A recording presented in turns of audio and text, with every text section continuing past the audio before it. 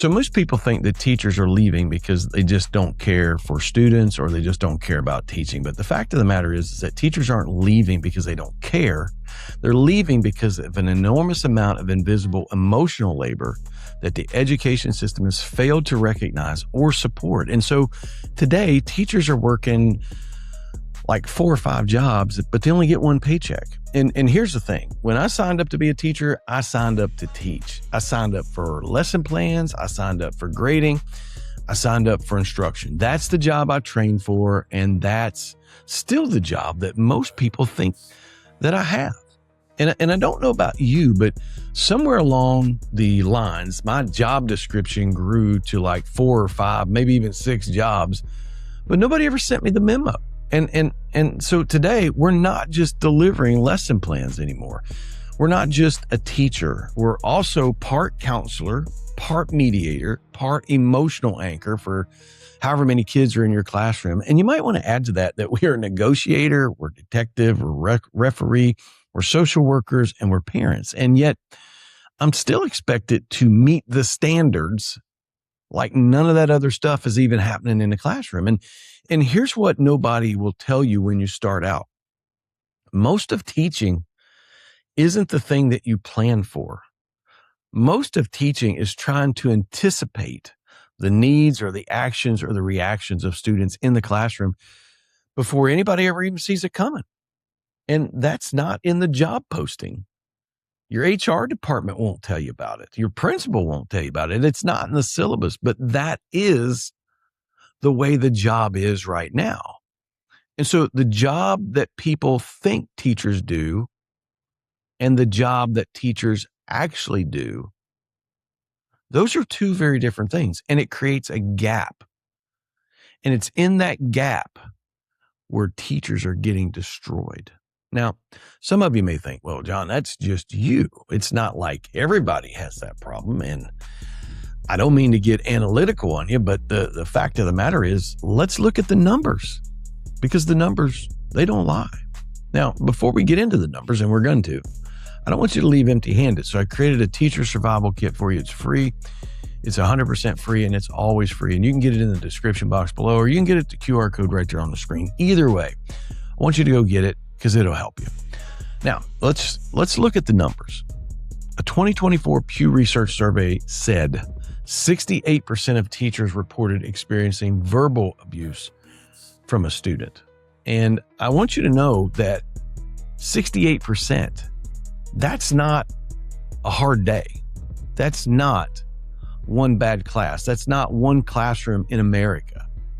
That's 2 out of every 3 teachers that you know. And the likelihood is you're one of the 68%. On top of that, the NEA ran their own nationwide survey and found that 4 out of 5 educators said that student behavior is a serious problem in their school. And I want you to think about that. 4 out of 5. 4 out of 5. If 4 out of 5 of anything in your life was a serious problem, you'd stop everything going on in your life and you'd do everything you can to deal with it. And yet, even though every teacher, administrator, board member, and legislature knows that behavior is a problem, they sit on their hands and pretend that there's nothing that we can do except hand out another lollipop. And that's why nationwide it is reported, and even among the teacher talk family in our surveys, it is reported that the number one reason teachers are leaving education is student behavior. But I want you to think about that for just a minute. Is that really true? Is student behavior the real reason? And the reason why I ask that question is behind every single one of those numbers is something that's even more difficult to deal with as a teacher, and it's work that nobody sees. It's what I like to call invisible work. But just because it's invisible doesn't mean it doesn't exist. And there's actually a name for what teachers are struggling with. And once you understand it, it becomes really hard to not notice it. And it's called emotional labor. Sociologist Arlie Russell Horschild wrote a book way back in the day. It was called Managed Heart. And in it, she talks about emotional labor. And she describes it as the work of managing your own feelings by suppressing them down so that you can manage the feelings of someone else. And I know that that sounds very familiar to it because that's you in the middle of a classroom trying to keep a calm voice when a kid is escalated, throwing chairs all over the classroom, calling you in the classroom every name in the book. And you're already dysregulated because you spilled coffee on your shirt on the way to school. And then when you walked in, the principal couldn't just say good morning. They had to look at you and point out that you hadn't turned in your lesson plans yet. And so now you get the great privilege of completely suppressing your feelings so that you can manage the feelings of a dysregulated student and the feelings of everybody else in the classroom because everybody is affected. Author Rose Hackman goes one step further, and she says in her book that emotional labor is real work. It's the same as physical labor. It's the same as intellectual labor. It's the same as creative labor because it takes time, it takes effort, and it is a skill that's very difficult to learn. And here's the part that really gets me. Because with every new initiative, every PBIS rollout, every restorative justice conversation that we're asked to have, we're being asked to supply more and more emotional labor to more and more students more and more often. But our academic load, it doesn't go down. It doesn't get lessened. They don't say, hey, let's take one thing off of their plate. And our paycheck isn't going up either. Nobody ever stops to think, maybe we should pay these teachers a little bit more because of what they have to deal with. Nobody. And once you recognize this, and once you recognize that emotional labor is actually labor, that is work on top of the work that you're paid to do, and you're not being paid for the emotional labor, yeah, I think it raises an honest question. Why don't we get paid for this? But before we get into that, if you can identify with what I'm talking about, and I know that you can, I want to invite you to book a discovery call with me. It's 30 minutes. Might actually save your teaching career, and it'll change the way that you approach things in the classroom. And you can get it in the description below or at the QR on the screen. Either way, I just want you to grab it. So why don't we get paid for emotional labor? And you might be thinking to yourself, well, you can't get paid for emotional labor. And I say, well, yes, you can. And some professionals do. For instance, therapists bill by the session. And in that session, the fee already accounts for the emotional labor that they're going to expend in that hour. Plus, they build in time between their clients to decompress before they walk into the next session. A divorce mediator isn't paid to fill out paperwork. They're paid specifically to sit between two angry people and manage the conflict. That's the whole job. And guess what? It's priced accordingly. A hostage negotiator gets specialized training and pay for exactly what that skill is. And when the crisis is over, there's a mandatory debrief built into the protocol with actual real support. And they don't just look at you and say, okay, man, I know that was tough, but I need you to shake it off and get back to work, because that's all part of the job. And yet that's exactly what we do to teachers.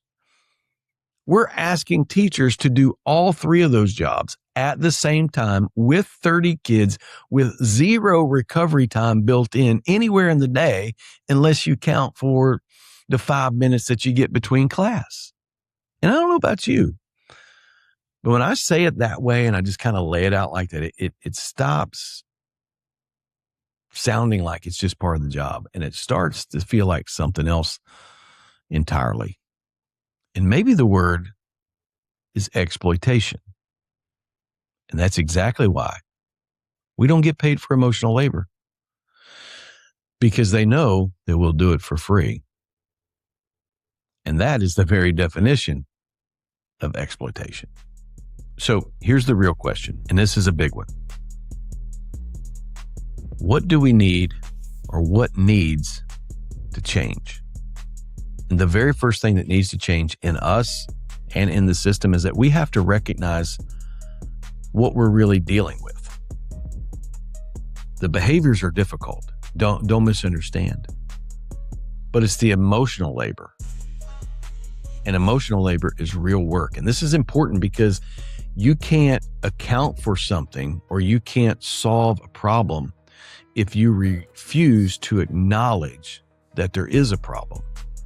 Because when a teacher spends a good portion of their day simply trying to regulate dysregulated and escalated students by suppressing their own feelings or trying to manage and mediate conflict or help a kid through a crisis and having to hold themselves together for 30 other kids so that they can keep learning, that is work. And it takes a toll on us. And what do they tell us? Well, it's just part of the job. Or they may look at us and say, well, don't take it personal. And yet that's the part of the job that's destroying teachers. So if we're going to keep asking teachers to do it, we need to stop pretending that it doesn't cost anything, because it is costing teachers every day when they walk in the classroom. And guess what? It's costing students, it's costing schools and districts every time a teacher walks out and hands in their papers. The second thing is we got to let go of the guilt around the idea of this thing being a calling, teaching being a calling. And I don't want you to misunderstand, because I think teaching is a calling. So I'm not trying to get you to think otherwise, but it's also a job. A job that we love, we're good at it, a job that matters deeply to us, and it's important to society. So yes, it's a calling, but at the end of the day, it's still a job. And having a calling and loving your job, that doesn't mean that you don't deserve to be compensated fairly for the work that you do or to be given the ability to recover from emotional labor of the job. And this may not be the best example, but a plumber may feel like he has a calling to help other people with plumbing problems. And they can love fixing your pipes and doing all that other stuff. But at the end of the day, you got to pay the bill, and they're high. That doesn't make him greedy or her greedy. It makes them a professional. And teachers shouldn't have to prove how much they care by how much they're willing to give away for free. Because there's no competition over who cares more. And there's nothing noble, at least in my opinion, about being exploited. But here's the bigger thing. The third thing is we need to start adding all of this up. And when I say adding it up, I mean the cost. Every time a district adds another initiative or another behavior program or another restorative practice, another responsibility that requires teachers to absorb more and more emotional weight, somebody needs to ask the question, what does this actually cost? And when I say that, I don't mean just in dollars, but in time, in attention, in emotional capacity, in the number of kids one human being can realistically support while still doing the job that they were hired to do. Because you cannot keep adding responsibilities to one side of the scale and act surprised when teachers can't carry the load of the other side and they fall off. So if we're really serious about all these programs and initiatives and the emotional labor that needs to become a part of teaching, then we got to start looking at the staffing and bargaining conversations, because maybe, and I don't know what the real solution is, but maybe it means smaller class sizes. Maybe it means another prep period. Maybe it means going to a 4-day school week. Maybe it means more counselors, behavioral specialists, or paraprofessional and support staff. But maybe it just means that districts start sitting down and they calculate the real FTE cost of an initiative before they ask teachers to absorb it. Again, I don't know what the answer is, and the specific answer may look different from your school to my school, but the principle behind this should look exactly the same. And that is, if you're going to require the work, you have to account for the emotional labor of the work. And so the next time you see a teacher raise their hand and they say, I can't keep doing all this, Don't you dare accuse that teacher and say they must not care enough. Because the fact is, they have cared for a very long time. They have given almost everything that they have, and they've just running out of gas. And this video right here will explain exactly why. My name is John. I'm your guide to surviving teacher burnout, and we want you to stay strong and keep teaching.